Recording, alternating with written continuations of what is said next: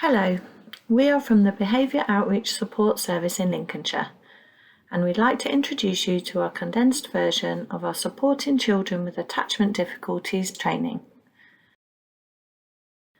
After viewing this, you may be interested in accessing our full package.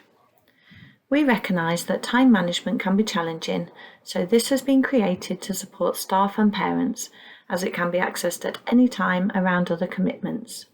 This is by no means a replacement for the original workshop, and we have provided the contact details should you need to arrange this at a later date. This condensed version will focus on raising awareness of behaviours. We believe that behaviour is a communication of unmet needs, and that a calm, curious approach is required to gain greater understanding of how to best meet those needs.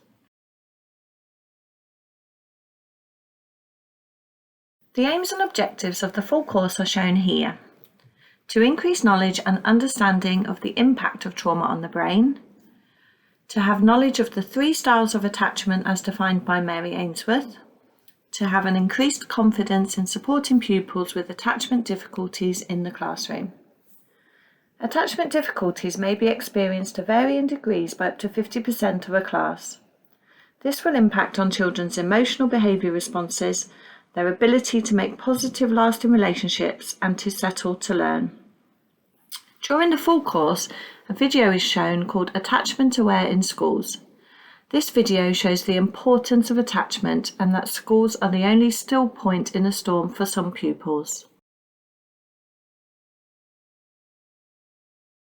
In a securely attached cycle, the baby is feeling safe, learning that adults are supportive and that the world is safe.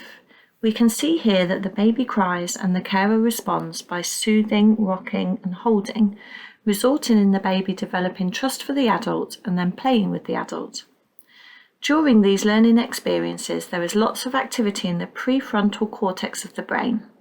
The proprioception system is supported by being held, helping babies to learn how hard to push and pull. The vestibular system supports balance. This rocking action supports self-regulation. In this slide, which shows a healthy child and a severely deprived child, we can see the lack of brain activity in the temporal lobes on the right picture. These temporal lobes receive inputs from the senses and regulate our emotions. This underdeveloped brain explains the long-term negative effects and the behaviours we see in traumatised children, and shows the impact of trauma, helping us to understand why children are unable to undertake requests or tasks without support.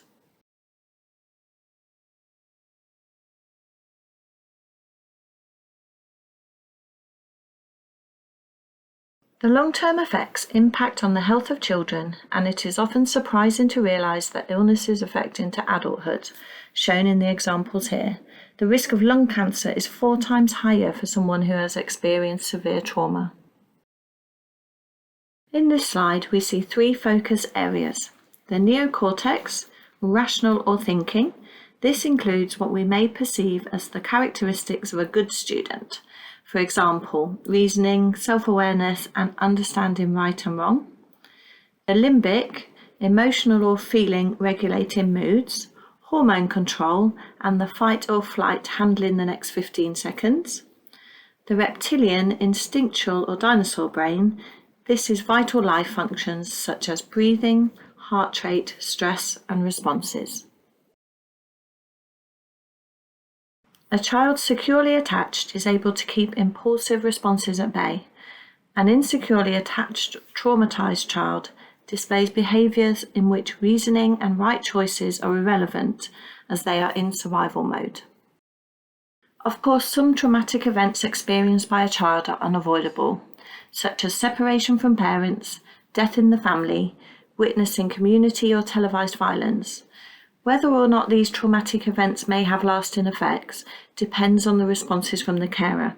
If secure attachments are in place, the fundamental needs are met.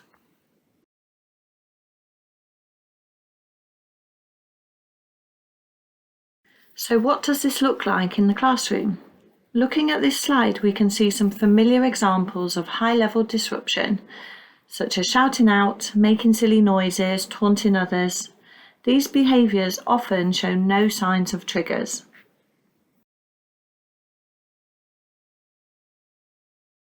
Low levels shown here, such as fidgeting, showing difficulty during unstructured times, being overly chatty, and lack of academic progress. Children who are displaying these behaviours may be feeling they are bad, feeling unsafe, and that others are uncaring or unreliable. Once we understand attachment, we can support these behaviours by ensuring these needs are better met. Schools who have children which have suffered from poor attachment will need to have time and patience with that child, as they will need more time and support than a child who has healthy attachment. The big ask in school, examples are shown here, such as trusting adults, following the adult's lead, managing multiple transitions, and feeling that they belong. The child will need a key adult within school, again someone they trust.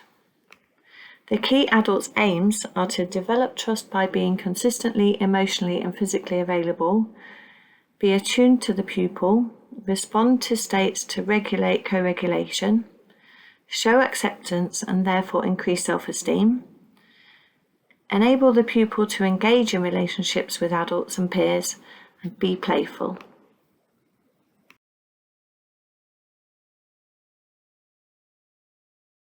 Having the last few slides in place in school can be comforting for the child, but also think about the environment they are in, trying to reduce triggers and allowing them to feel comfortable. School can sit the pupil at the side so they can see the exit and escape route and can scan the room and see everyone, and try these other examples listed here. Doing these will enable the child to feel safer and build up trust. Showing the child empathy, not sympathy.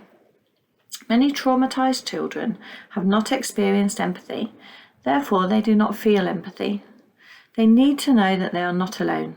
Empathy breeds empathy.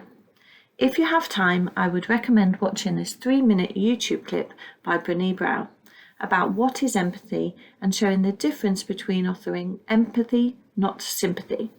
This will help build up a rapport with the child, knowing they are not alone and that you, as a key adult, are available to talk or just to listen. Transitional objects play a vital role in the emotional development of an infant.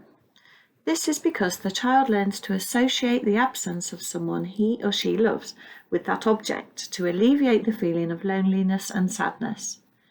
In this case, instead of being emotionally weak, the child, in turn, forms a positive emotional trait where he or she can survive without the presence of caregiver. The child becomes less clingy, more independent and emotionally strong.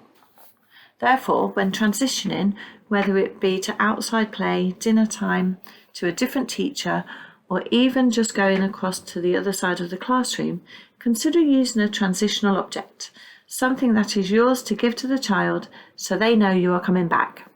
This could be a little teddy, anything to show them you will be returning. When dealing with an incident or triggers, we need to help the child regulate and settle. To do this, we need to start at the limbic brain, which is where our emotions are, and we need to soothe them before we can carry on. We have a regulation toolkit which can help in this area.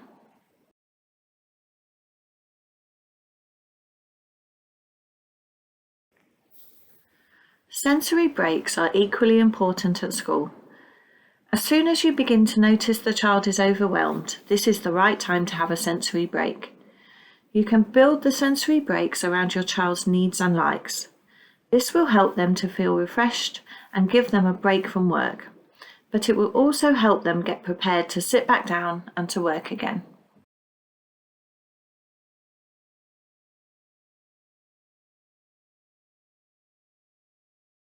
Additionally, if the child is becoming overwhelmed, worked up or frustrated, and they need a break before an incident escalates, then allow them time, not time out.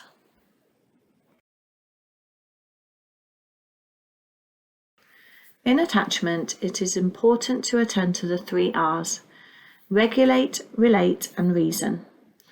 After they have had time, this will come into effect. When a child becomes dysregulated, which means they are no longer in a calm, relaxed state due to actual or perceived threat, fear, they are operating in the lower parts of their brain. The child is less perceptive of time, less cognitive, more reflective, and more emotional. Your child in this state will have their ability to listen, learn, comprehend, and cope be significantly impacted. No matter the reason why a dysregulated brain state can occur, we should not be disciplining a child's behaviour or labelling it something that it is not. In order to regulate, you need to stay grounded, get down to their level to avoid them seeing you as a threat, focus on soothing, making them feel calm and safe. Only once this is achieved, you can move on to relate. Relate, using short sentences, such as, I know you feel upset right now, this is very hard. The focus here is connecting with your child. Reason. Once your child is calm, now is the time to talk about alternatives to their behaviours while still reinforces the limit you set before. You can reassure them that you care about them, but the behaviour they are exhibiting is not okay. If an incident has occurred, always repair the relationship. The incident has finished and now it's time to move on. Do not say you are mad or angry, as this will again cause the child to feel shame. This will cause them more stress and anxiety, and they will be reluctant to come back after the incident if the relationship is not repaired. Repairing relationships enable the child to feel supported and happy, knowing they are still liked by the caregiver.